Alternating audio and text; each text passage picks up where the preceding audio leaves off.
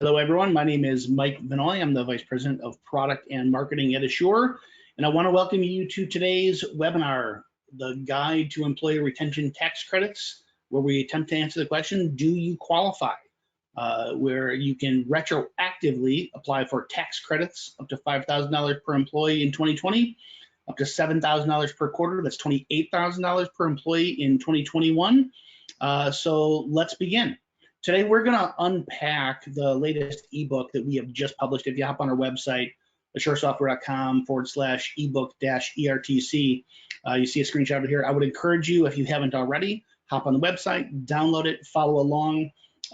We've tried to make this a really simple guide that explicitly explains what is ERTC, what is the time period that covers, how do you calculate qualifying wages, how do you then actually apply for these credits in the form of tax returns and get your money, as well as I think maybe the most helpful deliverable, not just a bunch of text to read to learn more about it, but some actual decision trees that can really help you navigate and determine whether you are or are not eligible. So encourage you to download it, follow along. I'm not going to read every word for word, but we are going to pull some of the key elements out of here and really try to break this down for you. So let's start at the beginning. The employee retention tax credit. What are the basics? So what is ERTC? So obviously it's an acronym, Employee Retention Tax Credits.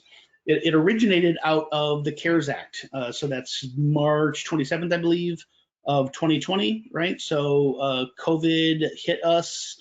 First death in America, I think, was up in Seattle end of February. And in the following 2 and 3 weeks, all of a sudden our lives changed probably forever in many ways, right? And so you had two massive pieces of legislation, FFCRA, Families First Coronavirus Response Act, and then the CARES Act. And part of the CARES Act had two really big pieces of stimulus to try to help small businesses. Number one was PPP. And so we've done a ton of webinars, published a ton of content on PPP loans. That's the payroll protection, paycheck protection plan.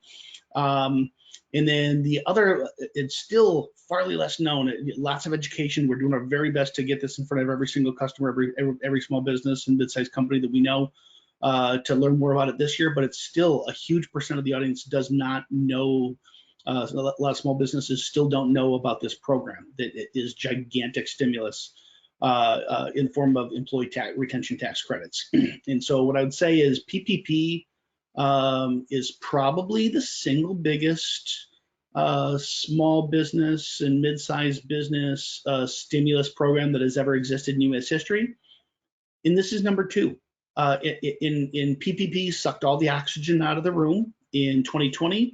And still, even in with new legislation of PPP second draw, PPP in 2021 still sucked all the oxygen out of the room. And so this is still a gigantic source of stimulus that can help companies survive who are coming out of a really, really dark time for some people. This can also be the stimulus to really stimulate growth and get companies growing again. So what is it? It's probably the second largest piece of stimulus that has ever been provided in U.S. history. And that's why we're so passionate about this and trying to get as many companies, clients, and others informed so they can get these credits that they are legally entitled to and can fund their business to get growing. So what period of time does it cover? We're going to talk more details about it. There's a 2020 period. There's a 2021 period. Like I say, we'll get more detail, but really this goes from the end of March, the last couple days of March actually technically roll into the Q2 period of 2020. So Q2, 3, and 4 of 2020, and Q1, 2, 3, and 4, also all year for 2021. We talked about how much the credits are worth, up to $5,000 per employee for the year for 2020, up to $7,000 per employee times 4 quarters. That's $28,000 per employee for 2021. And when is this program going to end? So as of right now, according to the American Rescue Plan Act, that's ARPA, that's the latest major piece of legislation that in the Biden administration that amended the CARES Act and the Consolidated Appropriations Act in the Trump administration. By law today, this thing ends end of the year. So ERTC credits go through end of Q4. There is a piece of legislation. It's House of Representatives Bill 3684. You probably don't know that, but you probably have seen the news and heard about the Infrastructure Investment and Jobs Act. So there's certainly lots of stuff about infrastructure in Bill 3684. There's also tons of stuff that is not specifically just about infrastructure, and I'm not. This is not a political commentary. We do not lean left or right, red or blue at Asure. We only lean towards small businesses and mid-sized companies, helping you get the information and stimulus that you need. But just eyes wide open, you need to understand that HR 3684, it passed the House of Representatives. It went to like about a month ago.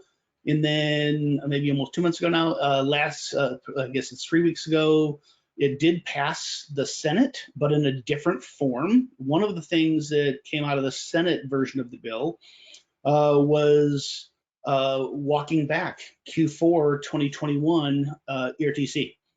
So this bill proposes that if this thing passes, that ERTC is not going to be a thing even in Q4 of 2021. And so here we are, we're late August, we're more than halfway through Q3. So we're all kind of anxiously awaiting to see what's going to happen, to see if this is going to, the program is going to in fact continue to run through the end of the year as the American Rescue Plan Act laid it out, or if this thing's gonna end early. So Congress, the Senate, I think, is on recess. I think they returned something like September 13th. And so this thing is in reconciliation between, to try to reconcile the two bills, versions of this bill between the House and the Senate. And so lots to come in the coming weeks to see what's going to happen to that. I think it's interesting, this is juxtaposed against the Delta variant, wreaking havoc across the country. So if you just look at the daily numbers of cases and hospitalizations, and again, no political judgments here, when the Senate amended the HR 3684 about a month ago, the COVID numbers, they were starting to climb back up, but nothing what they are today. So just if you look at the national numbers, obviously there was a spike, March, April, May of 2020, depending where in the country you were. There was another spike later in the spring, early summer, but then the big spike, right? From Thanksgiving to call it end of January, where we obviously hit a peak and it overshadowed everything else. We had shutdowns everywhere. And depending where you're in the country, the numbers are higher today than they were back in January for many folks. If they're not higher, they're up at least in that range. Some people are coming off the peak.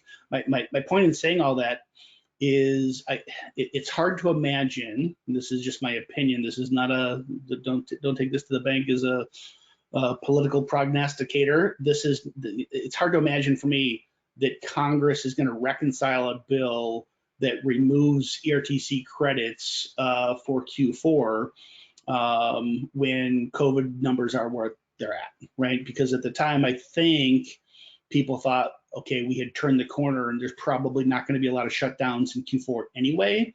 So do we really need to stick this money in the form of stimulus into the economy when they're looking for ways how to fund this infrastructure bill? So clearly they're going to still be looking for ways to fund the infrastructure bill.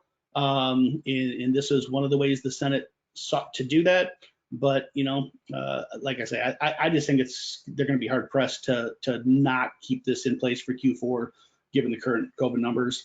But way above my pay grade. So we'll watch middle of September when the Senate reconvenes and see how the reconciliation happens between the House and the Senate bills and what ends up on President Biden's desk. So I'm sure we're going to have tons of content and webinars and discussion on that when as that date approaches. So do pay attention to that. I think it's really important.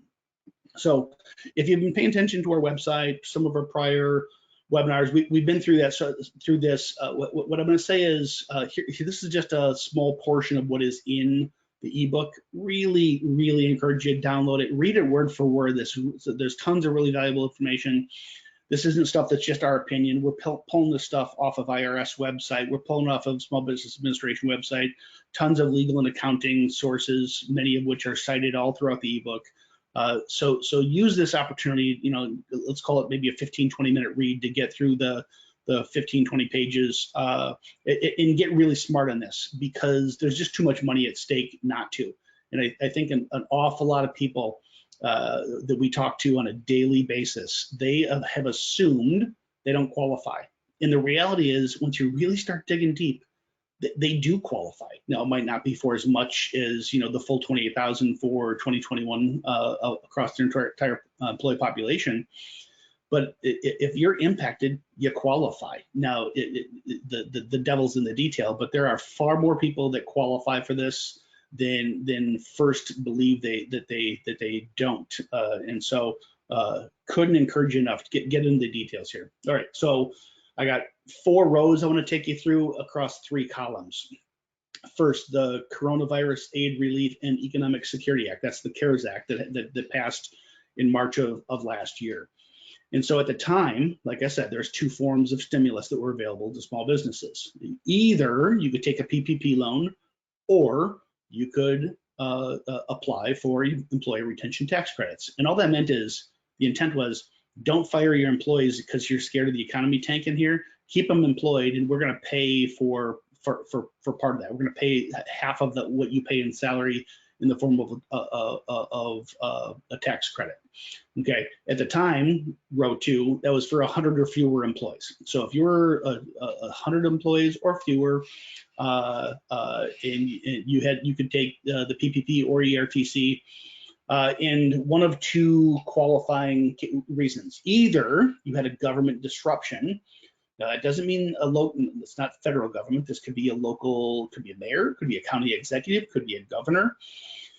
If a local health official said, hey, we're going to implement a curfew, and you're normally open till midnight, and there's now a curfew 10 o'clock in your community that impacts customers' ability to get to you during your otherwise normal business hours, you are impacted.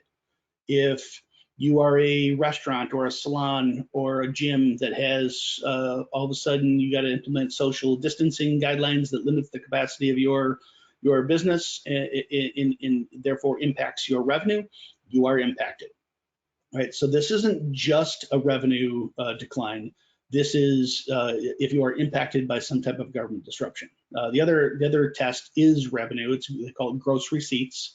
There's all kinds of technical ways that is calculated and measured, but basically think sales or revenue, top line sales revenue, and if it's decreased by more than 50% for that same quarter, for that same period in 2019, then you qualify. So government disruption or gross receipts decline more than 50%, you qualify.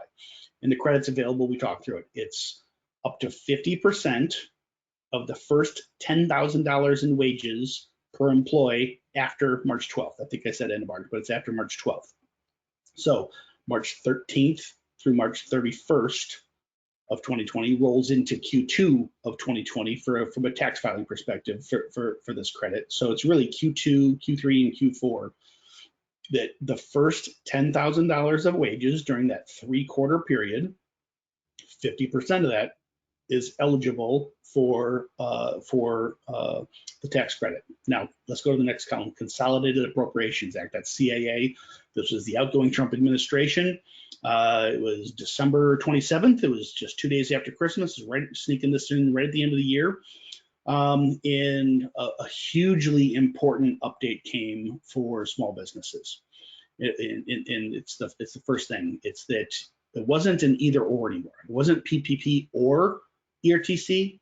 It was both. You could take both. So even if this is retroactive, you took a PPP loan back in 2020, you could still retroactively apply for the tax credits for ERTC, so long as you don't double dip.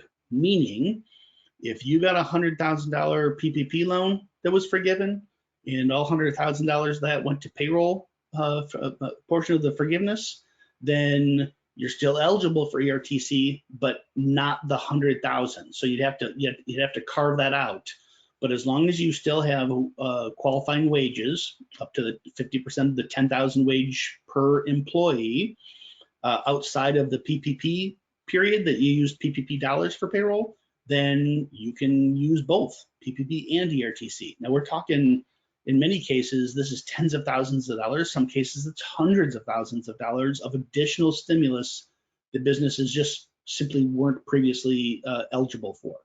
And because so much attention in Q1 of 2021 was focused on PPP second draw, man, I just think this thing got buried below the fold, so to speak, to use an old newspaper term, that people just didn't realize, because also part of that CAA, the Consolidated Appropriations Act, in December 27th, was the introduction of PPP second draw. And so because that sucked all the oxygen out of the room, in my opinion, it created this information deficit where companies just simply didn't realize how much stimulus was available to them in the form of ERTC and PPP. Okay, important change number 2. They also, for 2021, raised the bar of what a definition of a small business. So the Small Business Administration, they say anything below 500 employees or below is considered a small business. And so the 2020 version of ERTC was 100 or fewer employees. 2021, the bar got raised to 500. So if you had fewer than 500 or fewer employees in 2019, that's the compare period, then you are potentially eligible. Now, you still have the same who qualifies next row below that.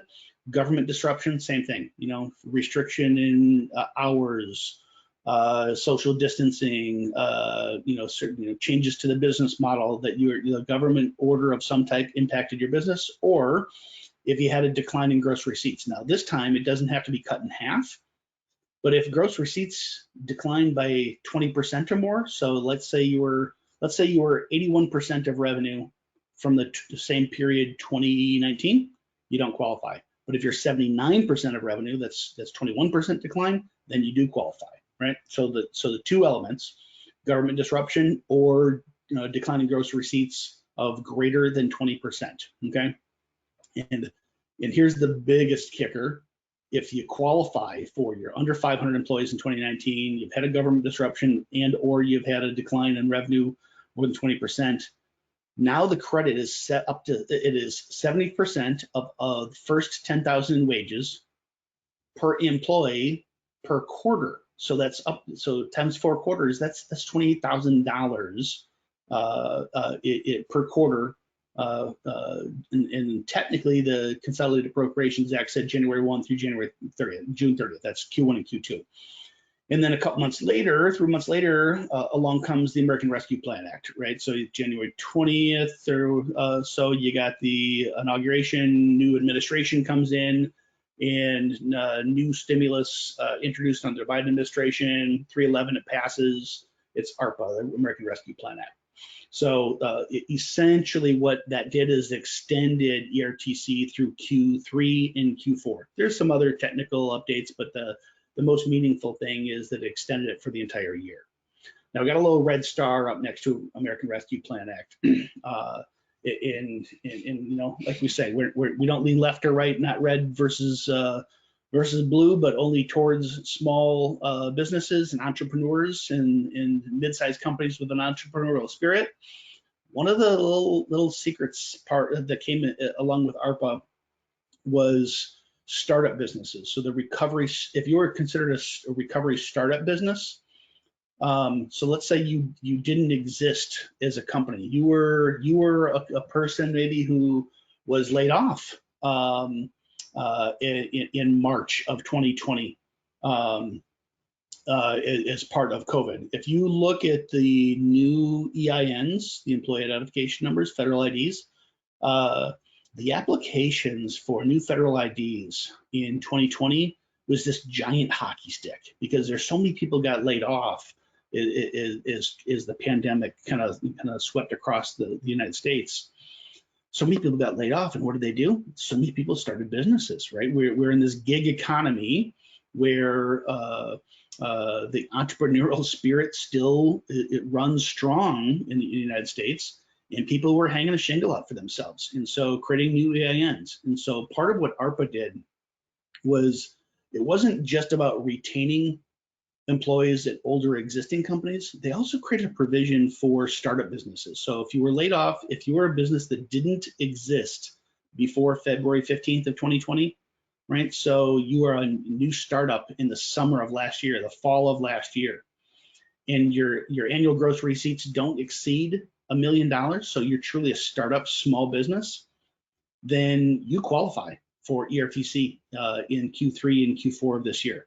Now, go back to the previous slide. This makes it extra eyes super wide open and anxiously awaiting news on the infrastructure bill, and to see whether Q4 stays in based on that bill.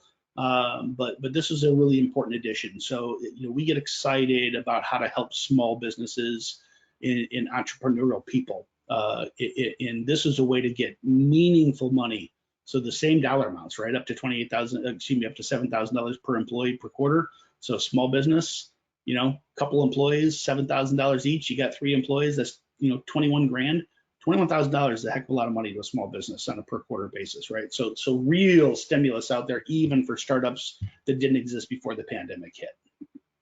Okay, so how do you calculate the employee retention tax credit? So first, it's qualifying wages. So what are qualifying wages? And we go into a lot of detail in the ebook. Again, please download it. Please read every word. It's really critical you understand it. But basically, it's this. It's wages on a per employee basis that don't exceed $100,000. So we're not paying for super highly compensated people. We'll pay, it'll pay for up to 100,000. So it could be a minimum wage person that's eligible. It could be somebody making $75,000 a year. Those wages are qualifying, and it's not just, say, an hourly wage or just their base salary. That would include employer portion of healthcare. So if you're an employer, you got healthcare costs, you got wages, you got commissions, you got bonuses. All that counts towards qualifying wages. The biggest thing is that you can't double dip. So if you had money that you used for a PPP loan, you can't use that same money to those PPP dollars you paid your employees with. You can't double dip and get employee retention tax credits on those wages. If you had people go out on leave for Families First Coronavirus Response Act, that's FFCRA pay, you can get a tax credit for that. But if you have people on FFCRA leave and you're already getting a tax credit for that, you can't double dip and then apply for ERTC on those same wages. So it gets complex real fast, but just the highest way to think of it is just no double dipping against any other stimulus plan, and wages of all your employees, including the employer portion of healthcare, up to $100,000 each. And so tips, that's part of employee income that counts. The only carve out to think about in this mostly impacts smaller companies, but certainly there are mid-sized companies, 2, 3, 4, 500 employees that are family generational businesses. And so if you're an owner, or if you're a relative of an owner, those wages don't count either. It is implied in the intent of the law that there is legacy wealth that will reside in those businesses that can be passed down to those individuals. And this is really meant to provide stimulus, A, for the business, but also B, for the employees of those businesses as they go through the tough times. And so simple math for how to calculate the credits, simply multiplying the wages up to the 10,000 per employee for 50% of all eligible quarters in 2020. So you combine Q2, 3, and 4 all as one lump group. And the max you can have is 5,000 per employee. Starts out the same, multiplying qualified wages up to 10,000 per employee, but in 2021, but it's by quarter. So, and also the percent goes up to 70%. So that's 7,000 per employee per quarter, or 28,000 per year. Something I'm not going to take you through, but I want to highlight, I think maybe the 2 most valuable pages in this ebook is we provide a decision tree. And so, you can read text, you don't need me to read to you, but we take you really step by step So for 2020, did a government order related to COVID force you to fully or partially suspend your business? Yes. Okay, you go to the left and you follow that decision tree.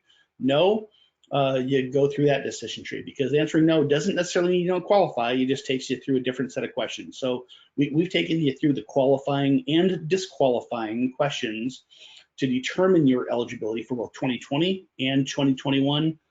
This one, I think it is just incredibly self-evident. You don't need me to read it to you, but it's perhaps the two most important slides in the ebook. So please take a look at that. All right, how do you get your money? At the end of the day, that's what it comes down to, right? So think about the name, ERTC, Employee Retention Tax Credit. The T is for tax, C is for credit. It's a tax credit.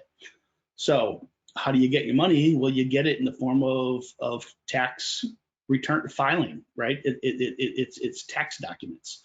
So there's three primary ways to get it. So the first one, if you are gonna try to apply retroactively, you certainly can.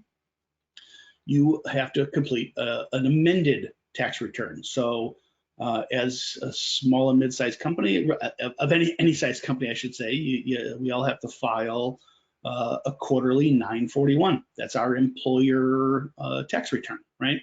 Making sure that we're properly paying taxes on behalf of our employees for all the federal taxes, right? FICA, etc. And so if you were in normal day-to-day life outside of a pandemic, if there was a mistake or a change you needed to make, you would simply file a 941X. That's an amended return. Well, the 941X has been modified by the IRS through COVID that allows for the claim of ERTC credits. So as long as you have the right payroll data, so if you're an Asure client, we had in your last year, we have all that payroll data resident in the system already. And so it's simply backing out any ERTC or FFCRA covered pay, so you don't double dip, and then applying the rest of those dollars to a 941X, an amended return. And there's a checkbox. Do you want those dollars to apply to future returns, or do you want the money back in the form of a check? And who the heck doesn't like a check, right? So if it's retroactive, the period it's already gone past, obviously all of 2020. In 2021, if it's for Q1 or Q2, that's water under the bridge. You are certainly still all this year able to retroactively apply for those credits. We just do it in the form of a 941X, okay? My only caution, and if I could put this in all caps, I probably should on the slide here, the IRS is extremely backlogged, okay?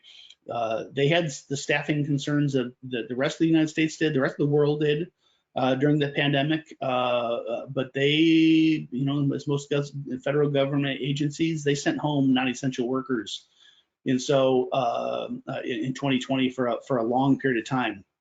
And so you had mail continuing to pile into these organizations. It's taken that they are literally many months behind.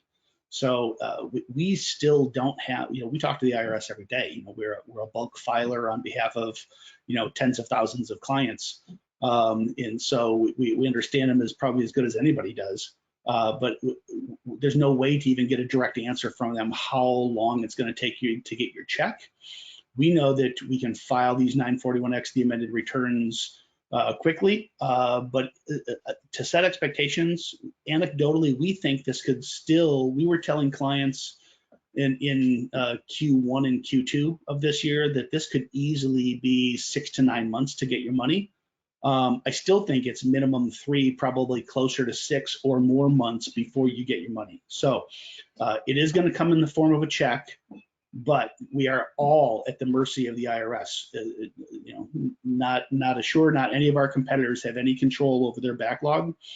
Now, if you try to take these credits ongoing by simply reducing your tax deposits, so as you know, every pay period, you as an employer, you're paying the employer portion of FICA, right? Of the federal tax on your employees. So you do have the ability to simply reduce the payments and therefore kind of take the money now, right? So don't, instead of spending the money and getting the money back in the form of a check, AKA a credit, you simply could lower how much you're paying the IRS today and then properly account for that. And boy, you'd better properly account for it on your normal quarterly 941.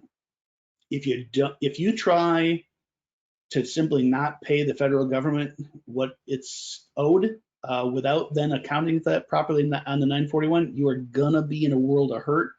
We don't advise this to anybody. Don't take this in your own hands. Consult with your CPA. Certainly, we'd love to help you if you're not already a client. Talk to your payroll professional at Asure, whomever is providing your payroll services. And if you're going to do it the right way. But here's the thing: your quarterly federal tax liabilities are probably a small fraction. If you're eligible for ERTC, your quarterly federal tax liabilities are probably a fraction what you're eligible or owed in the form of ERTC credits, right?